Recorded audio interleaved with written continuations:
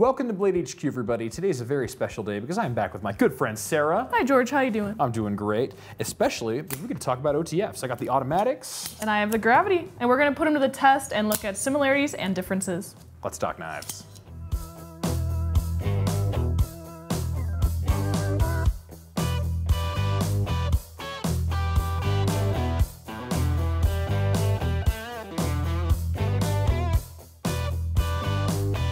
Sarah, join me on a trip back in time to the 1990s. Let's rock this joint!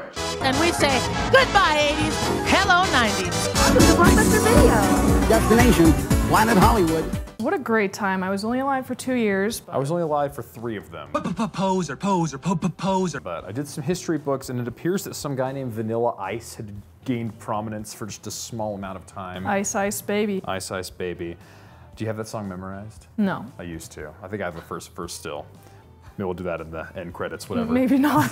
Yeah, Beanie Babies were a thing. Everybody was doing the Macarena. That's a good one. It's still around. Meanwhile, in a small apartment in Vero Beach, California, a young Tony Marfione was starting Microtech. Yep. And in the later 90s, I want to say in 98, he came out with the ULTR Tech. And this one was special. Yeah. Because the ULTR Tech was sort of the first OTF that was like battlefield worthy. It was built to the nines to be absolutely indestructible, crazy awesome. Yeah. And it's amazing how little the design has changed in this thing still being pretty much king of the hill. And newer, smoother mechanisms have come out, but Microtech has come out with the newest and smoothest with their dual fuel. Absolutely. And ever since then, the double action out the front has been a very popular staple of the knife world. Everybody needs a double action OTF.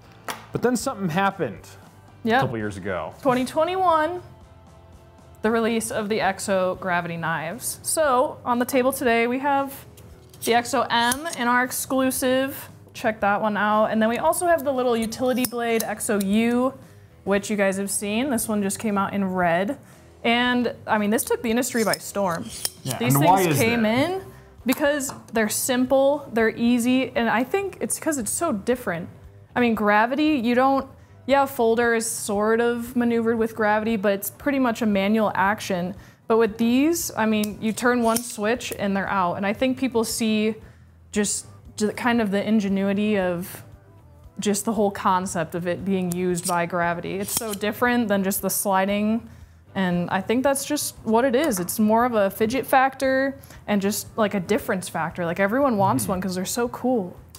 Yeah, can we talk mechanisms for just a second? Yeah. So the out the front mechanism, I wish I could like overlay it here. Maybe we can get a B-roll shot of how it was all done. But there's a rail system in here, and when you pull the switch, it charges a spring, and then right at the very end, it trips a little switch in there that allows the blade to unlock. Yeah. And it snaps shut and engages on the back. And you can kind of get a hint of how it works because when it comes off track, you pull it forward and you can feel it engage right there. Yeah. And that is how the out the front automatics function. Yeah, and but then this one's different. Yeah, with the Gravity knives, so the way they work, they have a little sliding lock here. Some of them have an actual switch in the middle. But basically, that's how you deploy and undeploy the locking mechanism. So when you push it down, the handle actually comes apart and allows you to slide the blade out, which hence the Gravity. You have to be pointing it down in order for that blade to come flying out of the front. And then you have to re-engage that lock for it to hold in place. Yeah, I remember the original EXOs coming out. They didn't have that secondary lock. Yeah, it was just you hold it closed and hope it doesn't open. Yeah. And they were huge too, because the OGs were massive.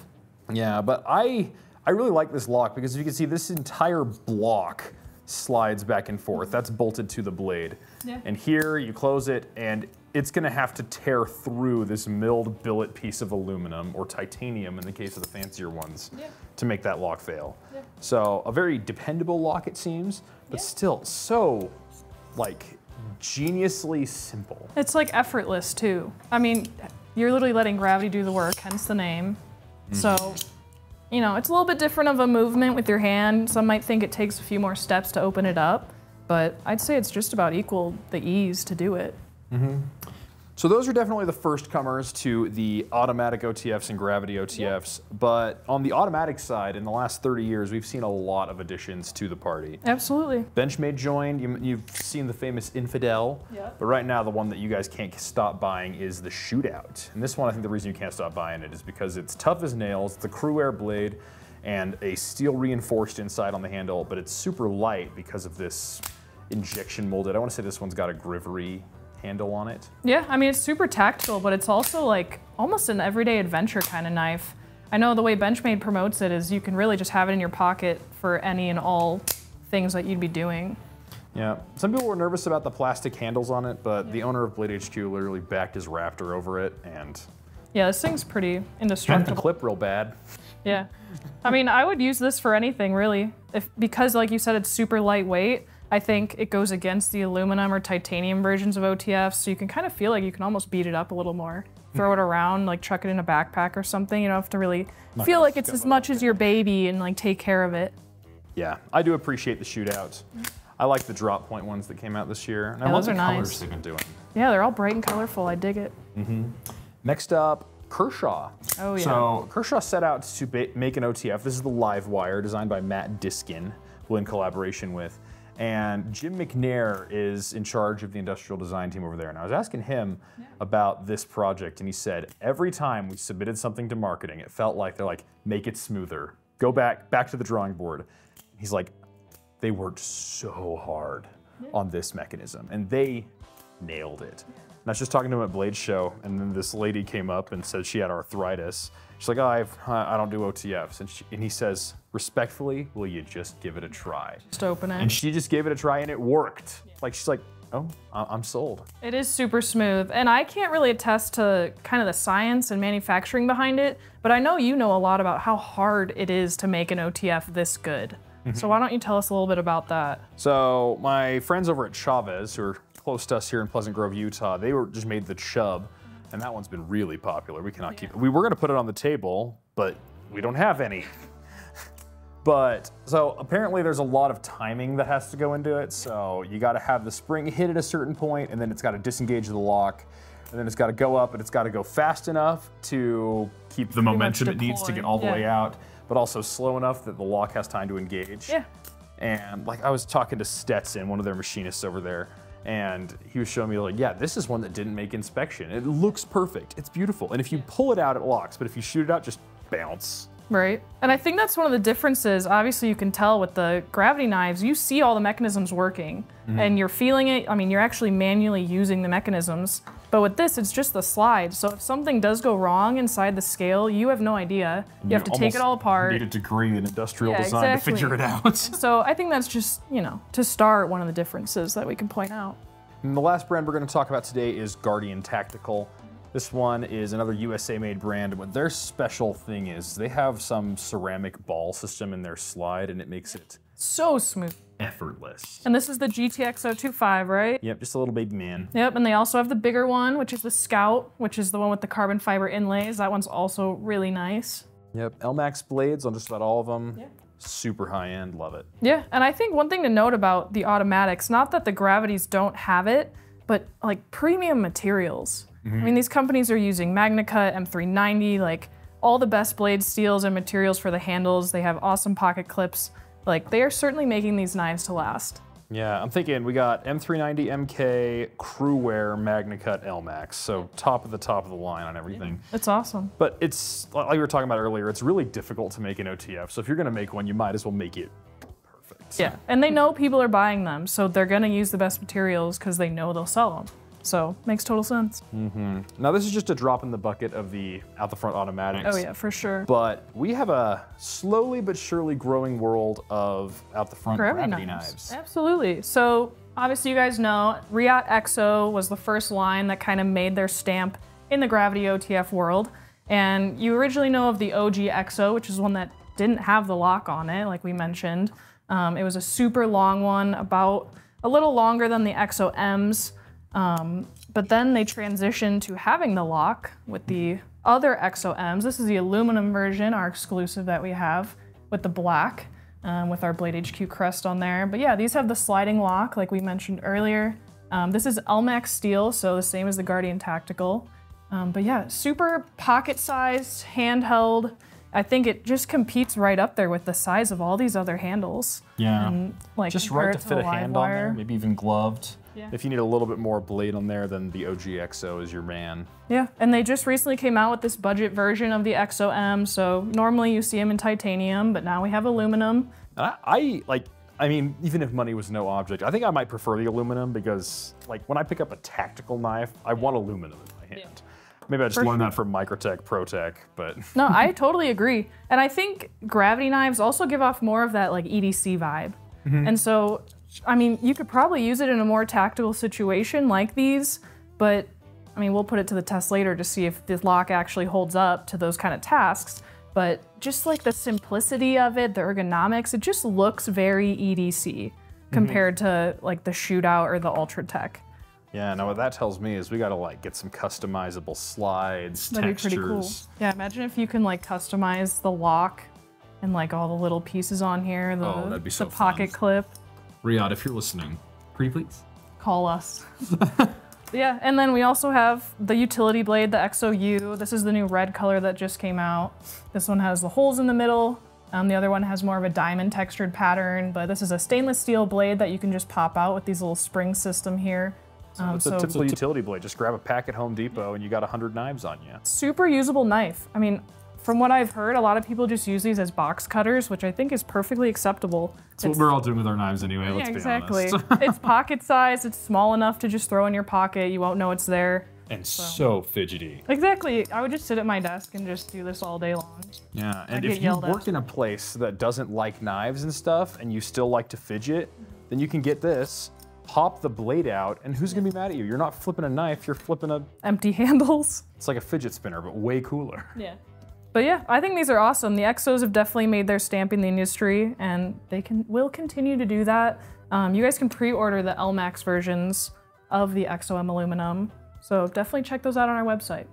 Yeah, and I think that's a pretty solid introduction to gravity knives, the out-the-front automatics, and sort of where they've been, where they're going. Absolutely. But to me, the modern knife shopper, if I'm looking to spend some money and I want to get a premium out-the-front knife, I would be given to ask, do I want the gravity or do I want the automatic? Yeah. And so today, we're gonna figure out which one's best for who. Yeah, let's go put them to the test. Let's do it. All right, Sarah, so the object of this challenge is to see which knife is going to provide greater speed and efficacy to get into action as soon as possible.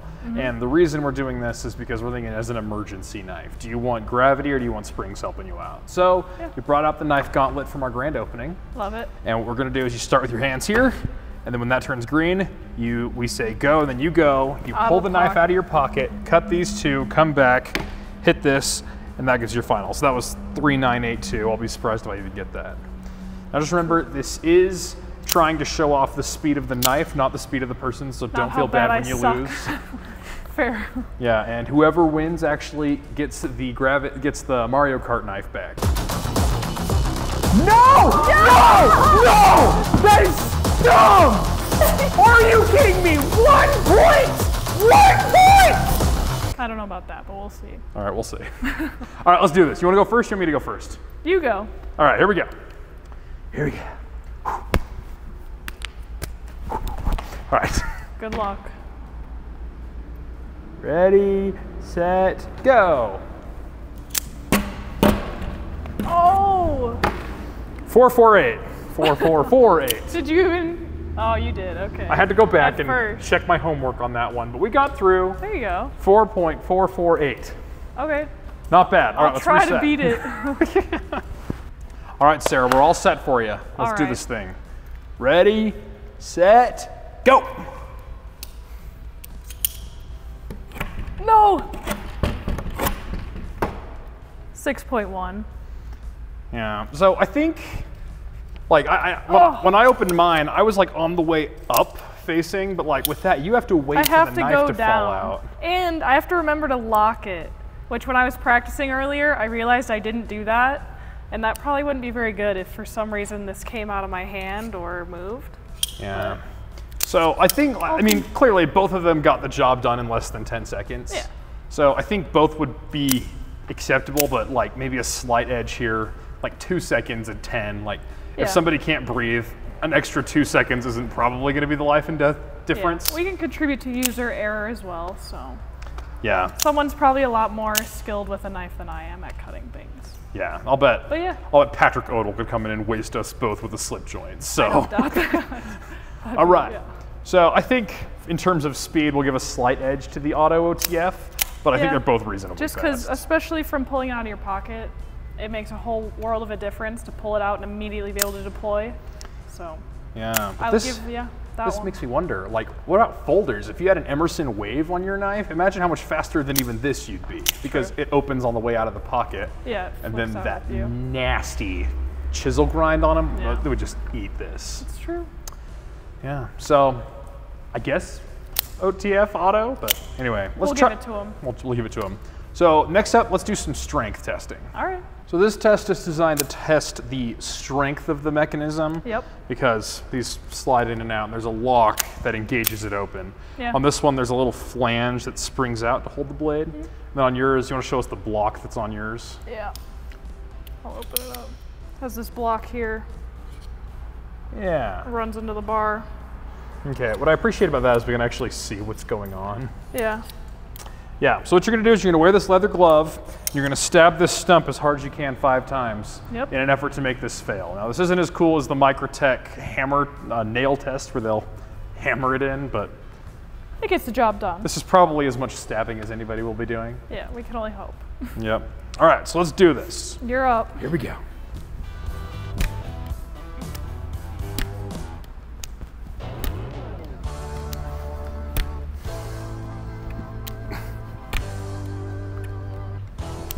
Well, I'm surprised. Still I was fires. waiting for it to fail, but it didn't. Yeah. Kershaw, everybody. Woo! All right, let's try this Riot. All right. I am nervous. Well, I guess if it's facing down, I won't disengage this because it's already facing that direction, but. Yep. Now keep your thumb on the pommel to prevent your hand from sliding. Yeah. Yeah. It'll be fun. Here we go.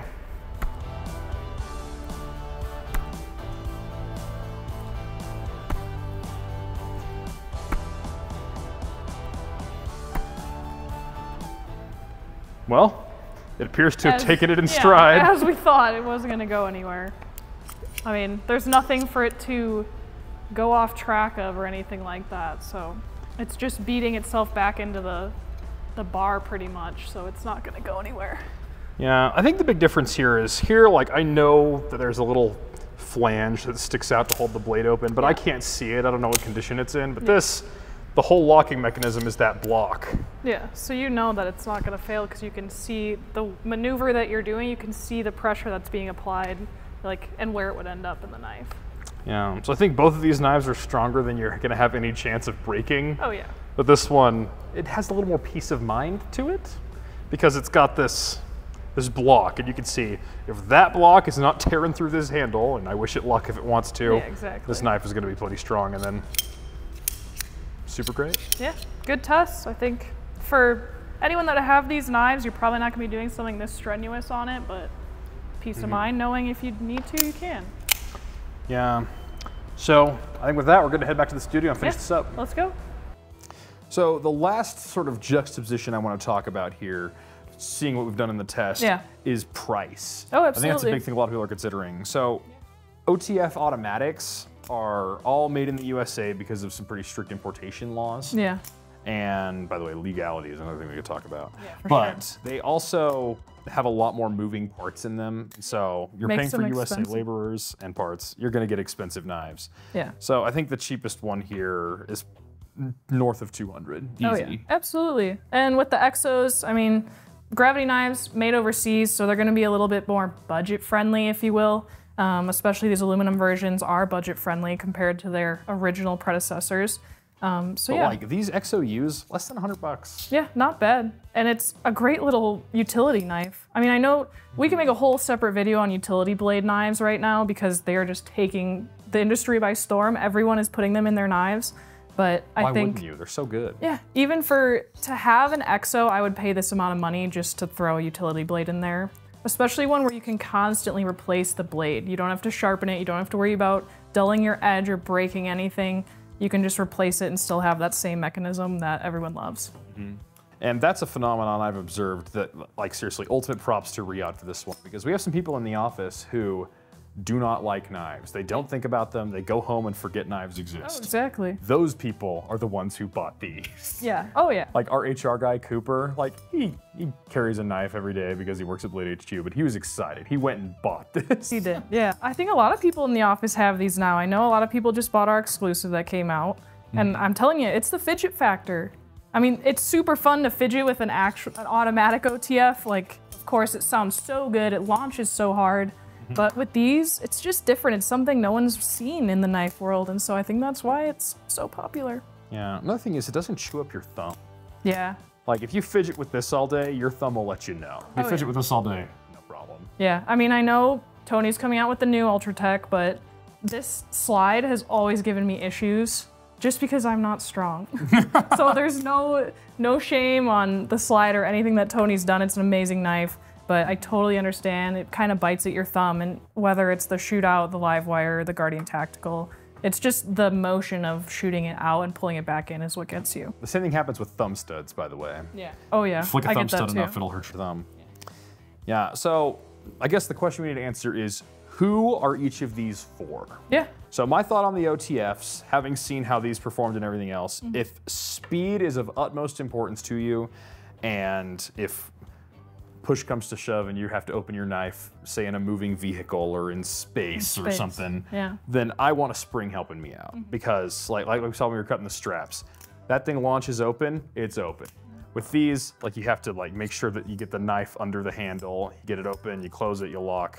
And even if you don't lock, like there's just more steps involved. Yeah, absolutely. And I think, especially with the test pulling it out of a pocket and then deploying it, like obviously you have one movement out of your pocket, another boom deployed. This one, you pull it out, you open, turn it down, open it up, and then lock it again, and then you can really use it.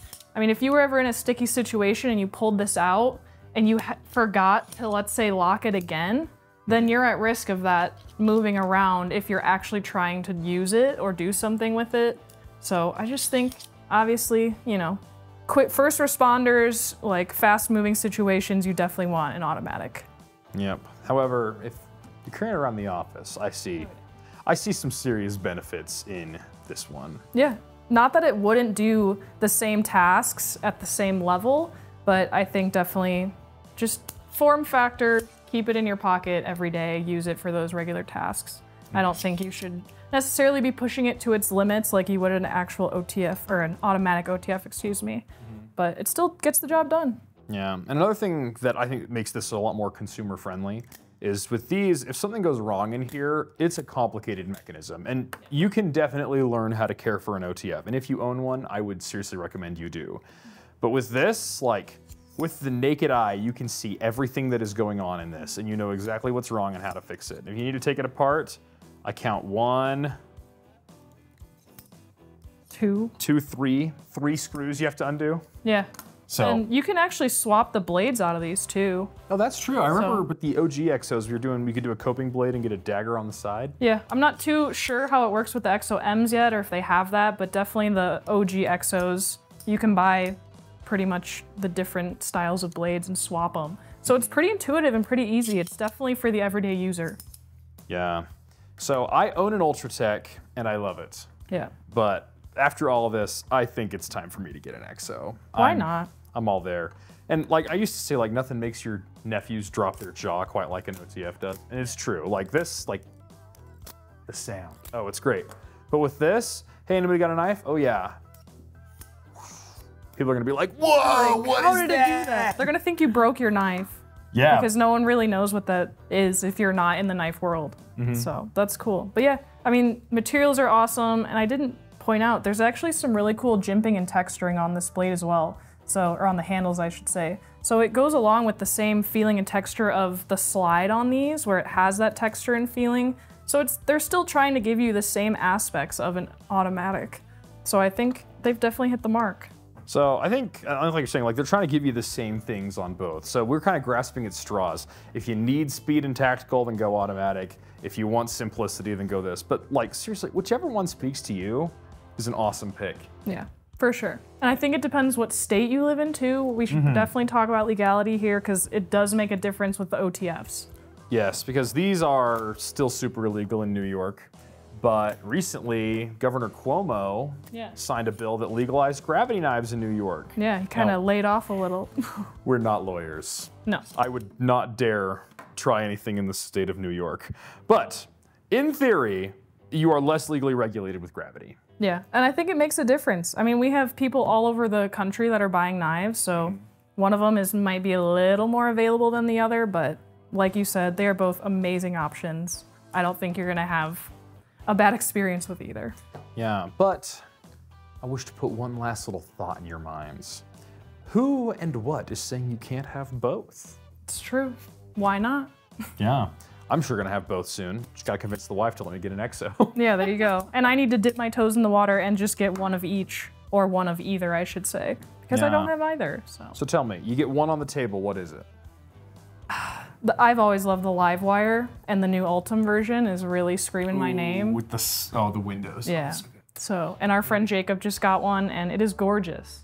I mean, just a beautiful knife. Not that any of these are any less gorgeous or amazing, but it's just, I love the way it feels in the hand. It's fantastic. Matt Diskin did a really good job with the ergonomics on this. Yeah.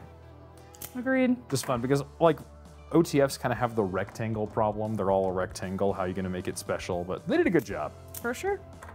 All right, well, we've talked long and hard. You can find all of these knives and more at bladehq.com. Don't forget to like, comment, and subscribe, and we'll see you guys next time. All right, stop. Collaborate and listen. Ice is back with a brand new invention. Something grabs a hold of me tightly. Blow like a harpoon daily and nightly. Will it ever stop? Yo, I don't know. Turn off the lights and I'll glow. To the extreme, I rock a mic like a vandal. Light up a screen and watch me jump like a candle. Dance. Like a speaker that boom. Killing your brain like a poisonous mushroom. Deadly. Like a killer dope melody. Anything less than the best is a felony. Love it or leave it. I don't know. I'm gone. I'm dead.